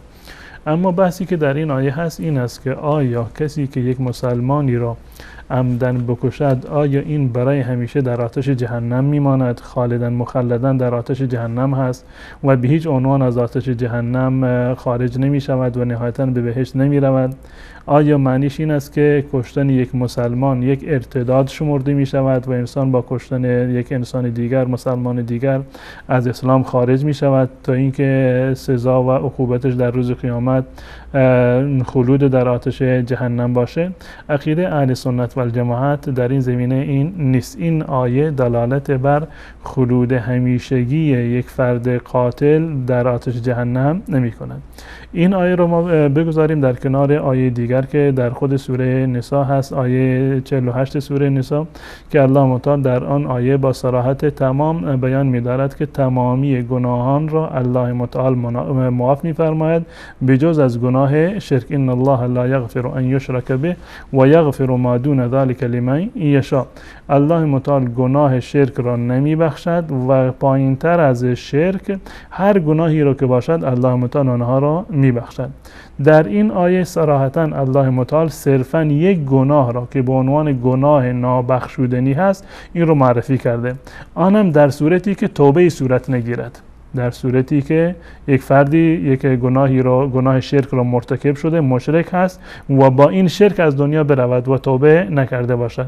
وقتی که انسان توبه بکند، مسلمان بشود، با توبه و با اسلام تمامی گناهان حتی گناه شرک هم در واقع بخشیده می شود و الله متعال معاف می فرماید. پس بنابراین در این آیه اومده تنها یک گناه ما داریم که بدون توبه الله متعال آن را نمی بخشد و حتی همین یک توبه رو اگر انسانی توبه بکند الله متعال گناه شرک رو هم می بخشد. گناه قتل هم یکی از گناهان هست. از نظر درجه بندی گناهان بالاترین گناه شرک هست. یعنی در درجه اول بزرگترین گناهی که امکان دارد که یک فرد مسلمان انجام بدهد یا یک انسان انجام بدهد گناه شرک کردن هست که در روایات بسیار زیادی در این زمینه وارد شده که اکبر الکبائر و بالاترین گناه این است که انسان با الله متعال که انسان را خلق کرده شریکی را قائل باشد و گناه قتل و گناهان دیگر و گناهان کبیره دیگر در درجه های پایین تر هستند. عقیده اهل سنت و الجماعت در چنین موارد، یعنی در مورد وعیده های الله متعال در مورد برخی از گناهان مانند گناه در واقع قتل غیر یا حتی برای گناه خودکشی به طور مثال که در روایت اومده که هر کسی که خودکشی بکنه در روز قیامت در آتش جهنم با همان ابزار خودش را عذاب خواهد داد. آیا این موارد به این معنی هستند که انسانی که خودکشی کرده یا انسانی که مرتکب قتل شده توبهش به هیچ عنوان قبول نمی شود یا برای همیشه در واقع داخل آتش جهنم میماند؟ این گونه نیست. به دلیل آیه 48 سوره نساء که الله متعال میفرماد ان الله لا یغفر ان یشرک به و یغفر ما دون ذلك لمن یشاء، گناهان دیگر را الله متعال برای کسانی که بخواهد میبخشد. یعنی هر گناهی غیر از گناه شرک در محدوده مغفرت الله متعال و مشیت الله متعال قرار دارند. اگر الله متعال بخواهد میبخشد و اگر نخواهد در واقع وعید خودش را عملی میکند. به تعبیر دیگر آیا وعیدی رو که الله متعال برای یک گناهی وارد کرده یا در قرآن یا احادیث رسول الله صلی الله علیه و سلم اومده لازم هست بر الله متعال که این وعید را اجرا بکند؟ حتما الله متعال این وعید را اجرا خواهد کرد؟ این گونه نیست، بلکه این در مشیت الله متعال هست. اگر الله متعال بخواهد این را عملی بکند کسی حق اعتراض ندارد و این عین عدالت الله متعال است. اما اگر بخواهد ببخشد باز هم الله متعال میبخشد و خصوصا که مکفرات بسیار زیاد دیگری هم وجود دارند، من جمله این که انسان توبه بکند، من جمله این که مورد شفاعت یکی از پیامبران یا اولیاء الله در واقع قرار بگیرد، یا این انسانی که مرتکب قتل شده به طور مثال اعمال صالح بسیار زیادی دیگری دارد که این گناه را در واقع تحت شعاع خودش قرار میدهد. پس بنابراین تمامی گناهان غیر از گناه شرک در صورتی که توبه نکنند، از گناه شرک توبه نکند، تمامی گناهان را الله متعال میبخشد و تمامی گناهان را حتی شرک را در صورتی که انسان توبه بکند الله متعال اون را میبخشد و این عقیده اهل سنت و الجماعت هست که هیچ گناهکاری به خاطر گناهش برای همیشه در آتش جهنم نیست، بلکه به اندازه گناهش در آتش جهنم مجازات می شود و نهایتا الله متعال اون را وارد بهشت می کند به استدلال از این آیه 48 سوره نساء و هم روایات متعددی که در این زمینه از رسول الله صلی الله علیه و سلم وجود داره که من قال لا اله الا الله خالصا من قلبه دخل الجنه.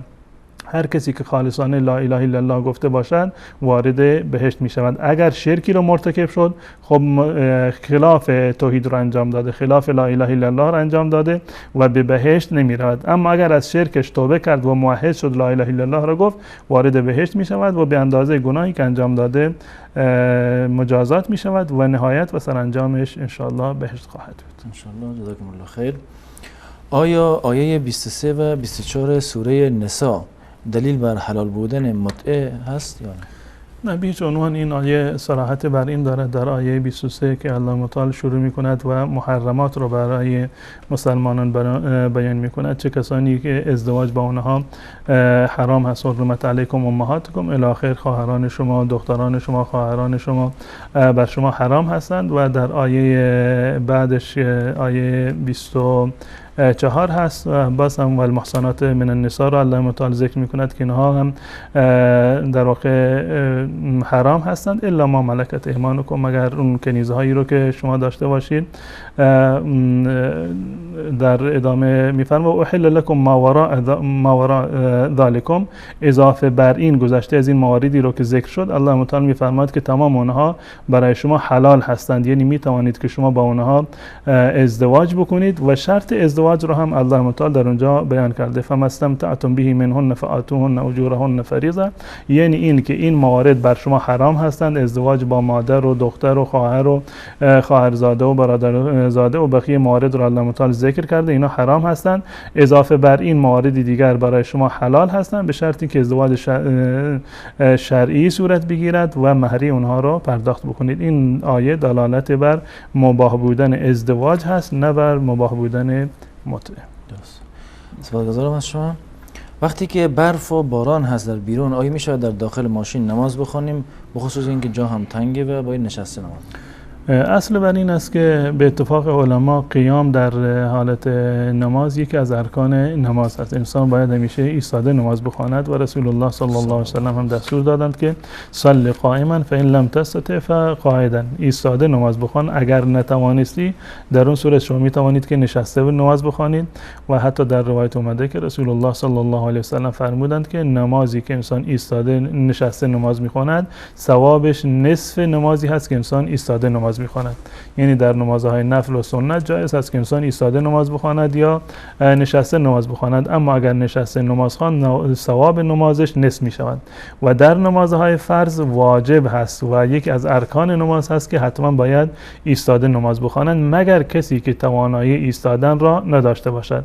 کسی بیمار هست به طور مثال نمیتواند ایستاده نماز بخواند، حکم شرعی این است که نشسته نماز بخواند. یک فردی رو محبوس کردن در یک جایی، در یک اتاقی که سقفش پایین هست و نمیتواند این فرد بایستد و نماز بخواند، از نظر شرعی در این صورت میتواند که نشسته نماز بخواند.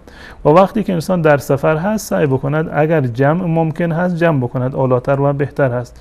یعنی قبل از این که به اصطلاح مسیر خودش رو ادامه بدهد یا حرکت بکند، اگر وقت نماز ظهر به طور مثال فرا رسیده میتواند که نماز ظهر و عصر رو با هم بخواند، یا این که میداند که در آخر وقت مثلا به منزل میرسد، اشکال نداره که نماز ظهر و عصر را در آخر وقت یکجا بخواند. اما اگر بگونی هست که به هیچ عنوان در مسیر راه جایی برای پیاده شدن و برای نماز خواندن نیست، در که معذور مطلق هست، در این صورت اگر کسی در داخل ماشین نشسته نماز خوند نمازش جایز و درسته. اما در صورتی که امکان داشته باشه که بیرون نماز بخواند یا احتمال دارد که در آخر وقت به یک جایی برسد که میتواند ایستاده نماز بخواند، نماز رو باید تأخیر بکنند تا آخر وقت یا اینکه جمع بخواند. درست. سپاسگزارم از شما. اقتدا به مأموم آیا جایز است یا نه؟ اقتدا به مأموم و صورتش این هست که یک فردی مأموم بوده، یعنی یک فردی اومده با نماز جماعت اقتدا کرده پشت سر امام جماعت و این فرد به نماز نرسیده بوده. فرض کنید که نماز 4 رکعتی هست، نماز ظهر هست، یک فردی اومده به نماز امام نرسیده، فقط 2 رکعتش رسیده، 2 رکعت با امام رسیده و 2 رکعت دیگر رو نرسیده. بعد از این که امام سلام میدهد حکمش این است این فردی که مسبوق است و به نماز نرسیده باید بلند بشود و 2 رکعت دیگر بخواند. الان امام سلام گفت، امام سلام گفت، یعنی 4 رکعت امام تمام شد و این کسی که به نماز نرسیده بود هنوز 2 رکعت دیگر باقی مانده. این فرد باید بلند بشود و 2 رکعت دیگر بخواند. وقتی که این فرد بلند بشه که 2 رکعت دیگر بخواند، این همون کسی است که مسبوق بوده به نماز امام نرسیده، یا به تعبیر دیگر مأموم بوده، خودش امام نبوده، مأموم بوده، یعنی اقتدا کرده بوده به یک امام دیگر. الان امام نمازش تمام شده، این چون که به نماز نرسیده الان بلند شده میخواد که 2 رکعت دیگر بخواند. آیا برای فرد ثالثی جایز هست که بیاد به این دوباره اقتدا بکند؟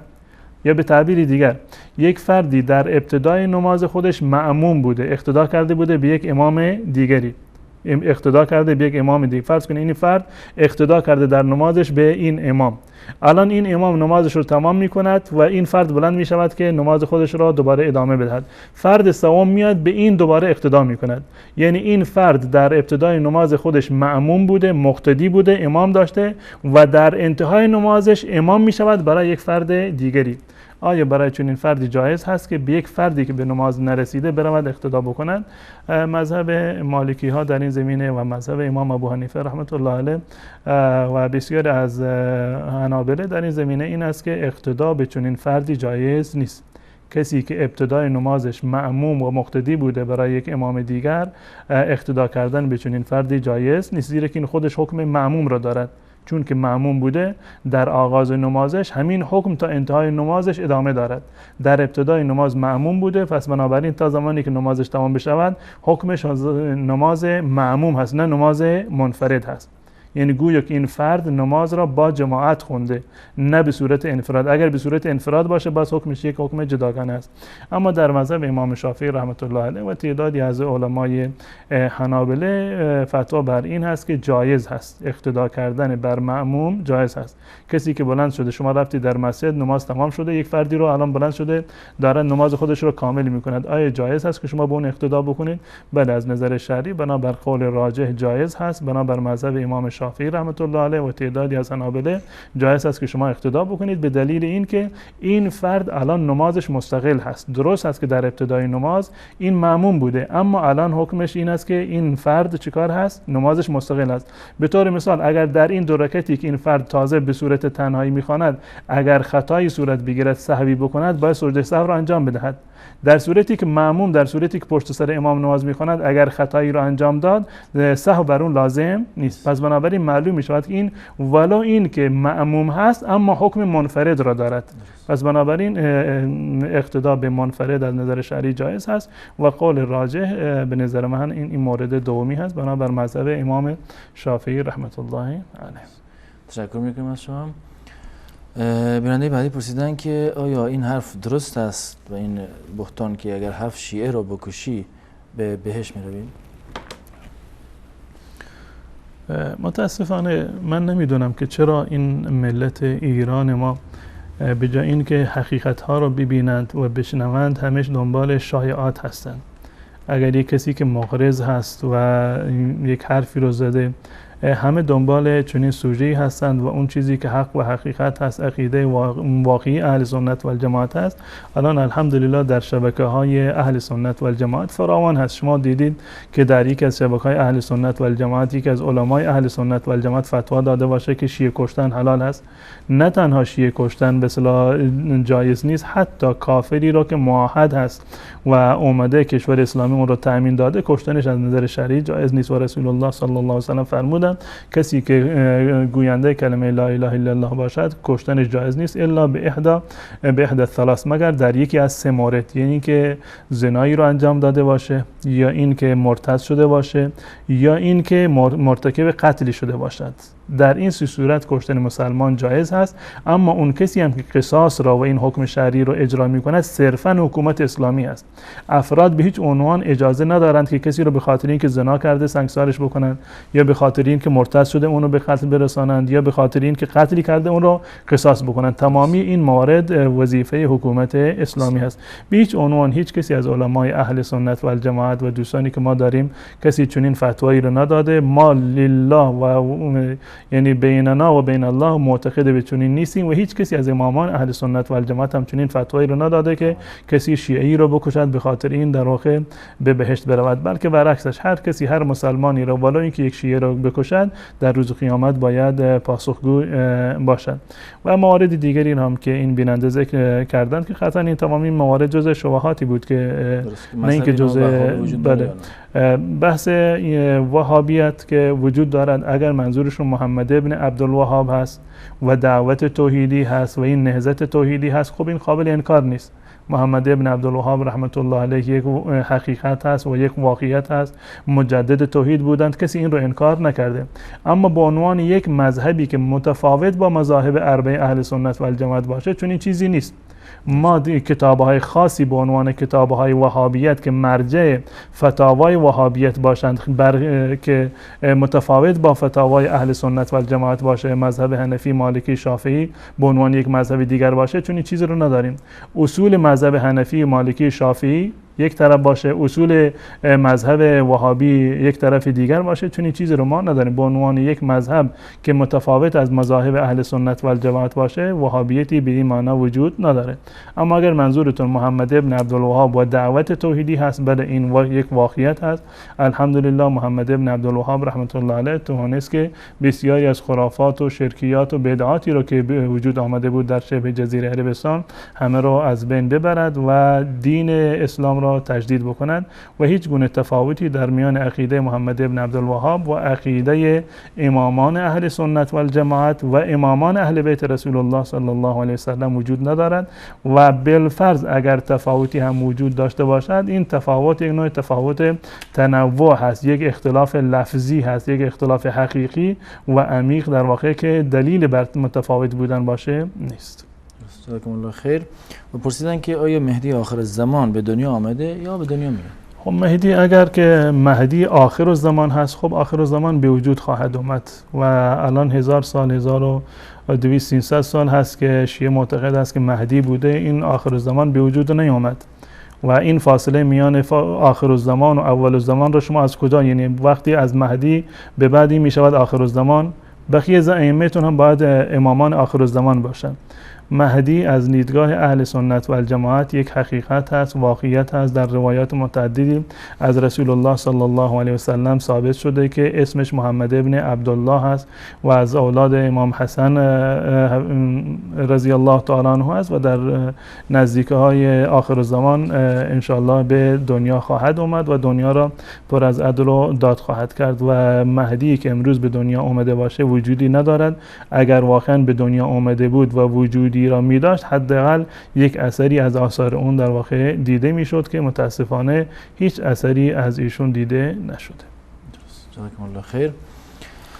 نماز زنی که از او آب می رود یا به تعبیر دیگر ترشح دارد، به چه صورت از آیا باید نماز بخواند یا باید اعاده بکند؟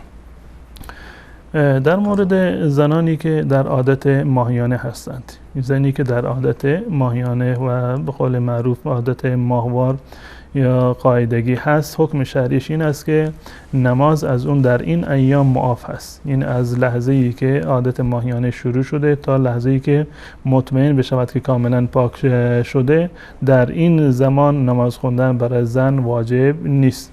نه در اون زمان واجب هست و نه قضا آوردنش بر زن لازم هست. الله متعال اینو معاف کرده به دلیل این قول حضرت عایشه رضی الله تعالی عنها که ایشون فرمودن در زمان رسول الله صلی الله علیه وسلم زنهایی که دچار عادت ماهیانه می شدند به اونها دستور داده می شد که روزه را قضا بیاورند، اما نمازشون قضایی نداشت. پس بنابراین زن در این ایام از نماز خواندن معاف هست و قضای این روزه ها رو، یعنی قضا آوردن نمازش هم بر این زن لازم نیست.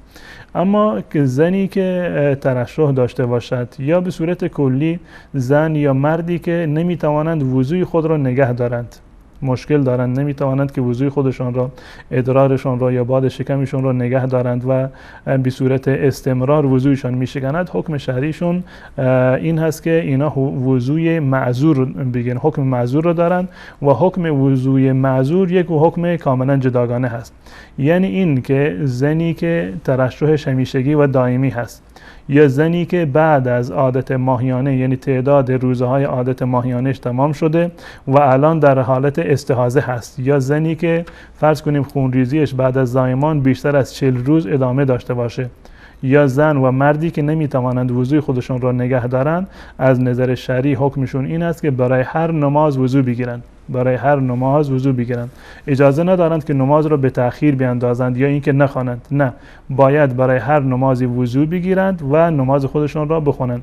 الان وقت نماز ظهر هست، چون این افراد باید وضو بگیرند، نماز ظهر را بخوانند و تا عصر اینا وضویشون کامل هست و تا نماز عصر و تا وقت نماز بعدی وضوشون کامل هست، ولو این که احساس بکنند که ترشحی چیزی خارج شده باشه یا بادی از شکمشون خارج شده باشه برای کسانی که معذور هستند، با وجود این که وضوشون عملا شکسته باشد اما از نظر حکمی وضوشون نشکسته، میتوانند که نماز خودشون رو در واقع ادامه بدهند و بعد از این که وقت نماز عصر فرا رسید اون وضوی قبلیشون از نظر حکمی باطل شده، برای نماز عصر باید یک وضوی دیگر بگیرن. یعنی وقتی که برای نماز عصر وضو گرفت گرفتن، برای نماز ظهر به طور مثال وضو گرفتن، با وضوی نماز ظهر میتوانند هم نماز ظهر را بخوانند، هم نماز قضایی اگر دارند بخوانند، هم نماز سنت ها و نفلی را که دارند میتوانند بخوانند تا نماز عصر. وقتی که از آن عصر گفته شد وضوی قبلی شکسته، یک وضوی دیگر باید برود و بگیرند. تشکر میکنم از شما. سوال بعدی بیانده گفتن که شخصی که به خاطر بیماری نتوانسته از 3 هفته نماز جمعه برود، حکم کارش چیه؟ کسی که بیمار هست از نظر شرعی رفتن نماز جمعه بر اون واجب نیست، یا حتی رفتن برای نماز جماعت. کسانی که معذور هستند و نمیتوانند که به نماز جمعه یا جماعت بروند به خاطر بیماری و موارد دیگر، از نظر شرعی این حکم از گردن اونها ساقط هست و رفتن به جمعه یا نماز جماعت بر اونها لازم نیست. اما ترک نماز جمعه بدون دلیل از نظر شرعی گناه است. در این زمینه روایات متعددی از رسول الله صلی الله علیه و سلم نقل شده. در سنن ابو داود، ترمذی و نسائی در این زمینه روایاتی هست از رسول الله صلی الله علیه و سلم که ایشان فرمودند که من ترک 3 جمع تهاونا، من ترک 3 جمع تهاونا تبع الله علی قلبه. هر کسی که 3 جمعه را از روی سستی، تنبلی و کاهلی ترک بکند به نماز جمعه نرود، الله متعال بر قلب اون مهر میزند. و در برخی از روایات هم این قید توالی اومده، یعنی هر کسی که 3 جمعه را به صورت پشت سر هم ترک بکند بدون عذر، الله متعال بر قلبش مهر میزند. این گناه کسی هست که بدون عذر در واقع به نماز جمعه نرود. اما اگر کسی بیمار هست و توانایی ندارد، یا در جایی هست که اساسا نماز جمعه برگزار نمی شود، یا بین روستایشون و تا جایی که محل اقامه نماز جمعه هست فاصله خیلی زیاد هست و رفت آمد براشون مشکل هست، این موارد استثناء هستند و گناهی برگردن اونها نیست. تشکر میکنم از شما. چرا نمازی مثل نماز عید و نماز جنازه اذان ندارد؟ بله، این سنت رسول الله صلی الله علیه و سلم در این گونه این موارد بوده که رسول الله صلی الله علیه و سلم به صورت کلی به ما دستور دارن که صلوا کما رأیتمونی اصلی، همان گونه که من نماز میخوانم شما در واقع نماز بخوانید. و در نمازهای عیدین و نمازهای جنازه ثابت نشده از رسول الله صلی الله علیه و سلم که اذانی گفته بشود. و شاید هم دلیلش این باشد که در نماز در واقع جنازه یا نماز عیدین مردم معمولا خودشون وقت نماز رو دقیقاً میدونند و قبلا در مثلا مشخص شده که مردم میدونند که فلان اعلام شده که فلان ساعت نماز جنازه هست. مردم از جاهای دیگر در محلی که نماز جنازه برگزار می شود اجتماع دارند، حضور دارند و نیازی برای نماز برای اذان نیست. و این مورد از رسول الله صلی الله علیه و سلم ثابت نشده که اذان و اقامه در این زمینه گفته باشند و ما از نظر شرعی مأمور هستیم که طبق سنت رسول الله صلی الله علیه و سلم عمل بکنیم. جزاکم الله خیر. برنده بعدی گفتن که در اتاق 10 نفر هستیم ولی هیچ کدام امامت بلد نیستیم، آیا میتونیم به صورت انفرادی نماز بخونیم؟ از نظر شرعی امامت یعنی احکام خاصی رو که یعنی باشه که شما اطلاع داشته باشی برای صحت امامتون چنین چیزی وجود ندارد، گرچه احکام خاصی رو دارند. اما از نظر فقهی هر کسی که نمازش برای خودش کافی هست، برای خودش درست هست، به عنوان امام هم میتواند امام بشود و نمازش برای دیگران در واقع درست است. شما که بلد هستید میتوانید که خودتون به تنهایی نماز بخوانید، همون کیفیتی رو که شما تنهایی نماز میخونید همون کیفیت رو در حالتی که امام هستید نماز میخونید. هیچ گونه تفاوتی در این زمینه وجود ندارد، به استثناء این که مثلا تکبیر رو با صدای بلند میگویید و تفاوتی رو نماز امام و نماز مأموم در این زمینه ندارد. هر یک از شما این توانایی رو دارد و قطعا همون گونه که برای خودتون نماز میخونید پیش امام بشوید، به استثناء این که مثلا با صدای بلند قرائت را بخونید یا تکبیرات با صدای بلند باشه، تفاوت دیگری وجود نداره و نمازتون صحیح است. و در روایت اومده که نمازی که با نماز جماعت باشه و انسان در مسجد و با جماعت بخواند 25 درجه یا 27 درجه ثوابش بیشتر هست. این در واقع یک نوع بی اهمیتی به ثواب اعمال هست که شما براتون ممکن و میسر هست که 27 درجه یا 25 درجه ثواب نمازتون بیشتر باشه و با جماعت نماز بخونید، شما این رو ترک بکنید و بروید تنهایی به صورت انفرادی نماز بخونید. نه، همون گونه که خودتون به صورت تنهایی نماز میخوانید یک از شما جلو باشه با صدای بلند تکبیر بگوید و همین سوره هایی رو که خودتون تنهایی میخوانید همین سوره ها رو در نماز جماعت بخونید، هیچ اشکالی نداره، نمازتون درسته، اما در عوض ثواب نمازتون چندین برابر خواهد شد. درست. جزاکم الله خیر. استعمال کلمه حضرت برای مثلا حضرت محمد صلی الله علیه و آله و دیگر افراد درسته؟ به صورت کلی این کلمه حضرت یک کلمه هست که به عنوان یک اصطلاحی برای یک نوع احترام در واقع شمرده می شود. وقتی که به عنوان یک احترام باشه، تداعی یک عقیده باطل نباشه، که عملا این گونه هست که تداعیگر یک عقیده باطل نیست، از نظر شرعی اشکال نداره که انسان به یک عالمی مثلا حضرت بگوید یا به رسول الله صلی الله علیه و سلم به ائمه دین حضرت بگوید. به نظر من اشکال شرعی نداره. برخی از علما نکته رو در این زمینه بیان کردن، چون که این شاید در یک برهه‌ای از زمانی در واقع شعار یک گروه خاصی به طور مثال بوده، اهل تصوف بوده، یا از نظر معنایی شاید کسی تصور بکنه که از حضور گرفته شده. وقتی ما میگیم حضرت رسول الله یعنی این که رسول الله صلی الله علیه و سلم حاضر و ناظر باشند. به این خاطر برخی از علما گفتند که نباید چنین کلماتی رو استفاده بکنیم. اما عملا و واقعیت ما اینو میبینیم که کسانی که میگن حضرت رسول الله صلی الله علیه و سلم چنین عقیده رو در واقع ندارن و صرفا به عنوان یک کلمه‌ای که برای احترام هست اینو به کار میبرن و در این صورت به نظر بنده اشکال شرعی و ممنوعیتی رو ندارد. درست. جزاکم الله خیر.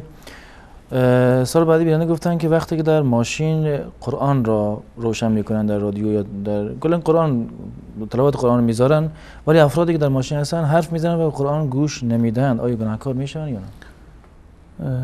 به صورت کلی الله متعال به ما دستور داده زمانی که قرآن خوانده می شود این تلاوت قرآن یک عبادت هست و شنیدن قرآن هم یک عبادت هست و الله متعال به ما دستور داده که در هنگام تلاوت قرآن ساکت باشیم و گوش فرا بدهیم. اگر واقعا این مردم مشغول صحبت کردن هستند و مشغول صحبت دیگر هستند و شوخی و مسخره هست، بهترین است که صدای قرآن رو و صدای ضبط صوت رو در واقع خاموش بکنند و به صحبت خودشون بپردازند و وقتی که قرآن خوانده می شود سعی بکنند که حتما گوش فرا بدهند و تدبر بکنند در معانی قرآن، که خود گوش دادن و تدبر کردن در معانی قرآن کریم در واقع یک نوع عبادت شمرده می شود. درست. جزاکم الله خیر. و سال بعدی بیننده گفتن که کسانی که مثلا در مکه، مدینه و جای دیگه نگهبان هستن در وقت نماز نمیخونن و نگهبانی میدن، این کارشون چه حکمی دارد؟ قطعا مواردی که در حرمین صورت میگیرد به خاطر این است که امنیتی رو برقرار بشود. اگر یک چند نفری در واقع نباشند که امنیت رو حفظ بکنند و امنیت جان امام رو حفظ بکنند، چه بسا که و عملا هم نشان داده شده که بسیاری از اهل بدعت یا دشمنان در چنین موارد در واقع حمله میکنند به امام حرم یا هر جای دیگری باشه، مانند این که به حضرت عمر رضی الله تعالی عنه در واقع حمله کردند و در محراب ایشون رو به شهادت رسوندند. از نظر شرعی هیچ گونه اشکالی نداره که چند نفری در نماز جماعتی اصلی شرکت نکنند و بعدا خودشون به صورت تنهایی به خاطر برقرار کردن امنیت نمازگزاران ابتدا در نماز اول شرکت نکنند و خودشون بعدا بروند و نماز جماعت رو به صورت جداگانه برگزار بکنند. هیچ گونه ممنوعیت شرعی در این زمینه وجود ندارد و از نظر شرعی این کار جایزی هست. و یک سوال دیگری رو نمیدونم من اشتباه یادداشت کردم یا اینکه همین سوالی که شما فرمودید کسی استفاده کردن کلمه حضرت برای رسول الله صلی الله علیه و سلم، من اینجا لفظ یا محمد رو یادداشت کرده بودم که گفته کسی بگوید یا محمد یا عمر. یکی از بینندگان فکر کنم که سوالشون این بود که آیا استفاده کردن از کلمه ندا برای رسول الله صلی الله علیه و سلم یا محمد یا عمر یا علی یا عبدالقادر گیلانی آیا چنین چیزی جایز هست یا جایز نیست؟ ببینید در مواردی که انسان یک حکمی رو صادر میکنه که فلان کار جایز هست یا جایز نیست، ما باید احکام شرعی رو به صورت تفکیکی و به صورت منفصل و جدا از همدیگر جایز یعنی بیان بکنیم. مواردی که جایز هستند اونها رو حکمشون جداگانه هست، مواردی که هم حرام هستند حکمشون کاملا متفاوت هست. اگر کسی یا محمد بگوید به خاطر حضور ذهنی که در ذهنش هست، یعنی در ذهن خودش تصور میکند که رسول الله صلی الله علیه و سلم حضور دارد، این حضور ذهنی نه اینکه حضور واقعی باشه که رسول الله صلی الله علیه و سلم رو حاضر و ناظر بدونه، یک گونه شاعرانه ای که معمولا شاعران از این استفاده میکنن و بگید یا محمد، مثلا میگه الصلاه و السلام علیک یا محمد، از نظر شرعی اشکال ندارد و در صورتی که معتقد بر این باشد که رسول الله صلی الله علیه و سلم حاضر و ناظر نیست، فقط یک چیز ذهنی و روانی هست که در واقع این خطاب میکند به رسول الله صلی الله علیه و سلم، یعنی یا رسول الله الله تعالی به شما اجر بسیار بسیار زیادی رو بدهد که دین رو به ما رسوندید، در این صورت هیچ اشکال شرعی وجود نداره و جایز هست. اگر به صورت به طور مثال شعار باشه، صرفاً به عنوان یک اعلام باشه که مردم بشنوند این رو، نه به عنوان یک عقیده باشه، نه به عنوان یک ندای غیر الله باشه، صرفاً به عنوان یک شعار هست و یک اعلام هست، مثلا بگن یا محمد، باز هم از نظر شرعی اشکال نداره و جایز هست.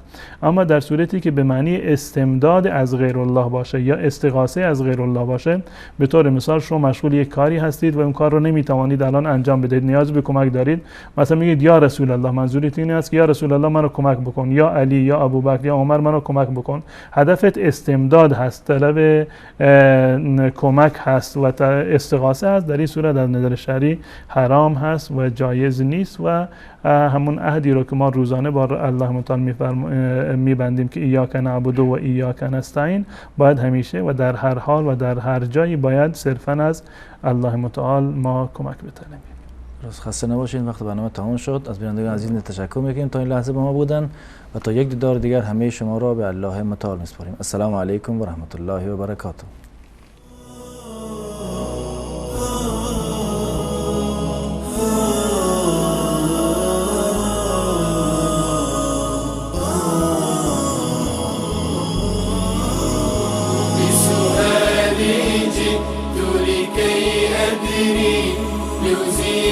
الحيرة من أمري، هنا علم وهنا نور وهنا منبع كل الفكر. نهر من فقهه يتجلى بعقيدة صدق في صدري، لبيك أتيتك في لهف بسؤالك يا